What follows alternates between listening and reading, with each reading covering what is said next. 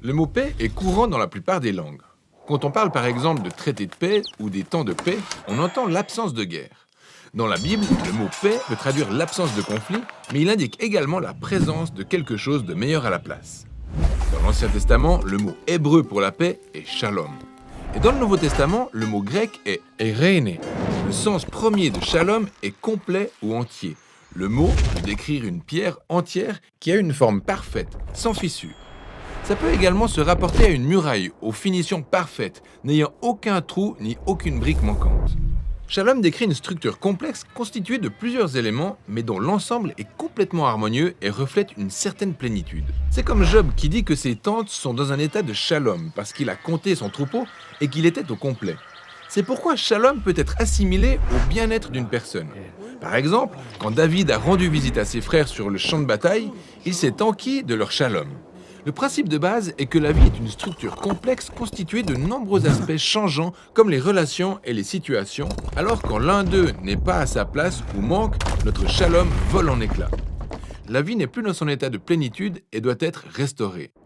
Voilà en fait le sens premier de shalom quand on l'emploie comme un verbe. Au sens littéral, apporter le shalom veut dire combler ou restaurer. Alors, Salomon apporte le shalom au temple inachevé quand il le termine. Ou, si notre animal endommage accidentellement le champ de notre voisin, on shalom ce dernier par une restitution complète de ce qu'il a perdu. Vous prenez ce qui manque et vous le restaurez dans son intégralité. Il en est de même des relations humaines. Dans le livre des Proverbes, restaurer et guérir une relation brisée, c'est apporter le shalom. Dans la Bible, quand des royaumes rivaux font le shalom, ça ne veut pas seulement dire qu'ils cessent de se battre, mais qu'en plus, ils commencent à œuvrer ensemble dans l'intérêt l'un de l'autre. Cet état de shalom est ce que les rois d'Israël étaient censés cultiver, mais ça s'est rarement produit. Ainsi, le prophète Ésaïe espérait la venue d'un futur roi, un prince de shalom dont le règne apporterait un shalom éternel. Un temps où Dieu ferait une alliance de shalom avec son peuple, rectifierait tous les torts et réparerait tout ce qui était brisé. C'est pourquoi la naissance de Jésus dans le Nouveau Testament a été annoncée comme l'arrivée d'Eirene. Rappelez-vous, c'est le mot grec pour paix. Jésus est venu offrir sa paix aux hommes. Il a d'ailleurs dit à ses disciples « Je vous donne ma paix ».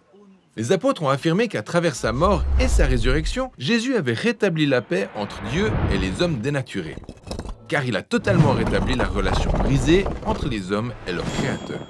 C'est pourquoi l'apôtre Paul peut affirmer que Jésus lui-même est notre eirene. Il incarnait en tout point l'homme que j'étais destiné à devenir mais échoué à être, pour finalement me faire don de sa vie. En conséquence, les disciples de Jésus sont appelés à être des artisans de paix. Paul a demandé aux églises locales de préserver leur unité par le lien de la paix qui requiert l'humilité, la patience et la capacité à supporter les autres dans l'amour. Devenir un artisan de paix, c'est participer à la vie de Jésus, qui a tout réconcilié sur la terre et dans les cieux, ayant rétabli la paix par sa mort et sa résurrection. La paix requiert de ce fait un travail de longue haleine, car ce n'est pas simplement l'absence de conflit.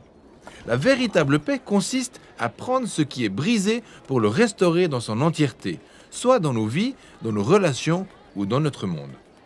Et c'est ça, le sens du riche concept biblique qu'est la paix.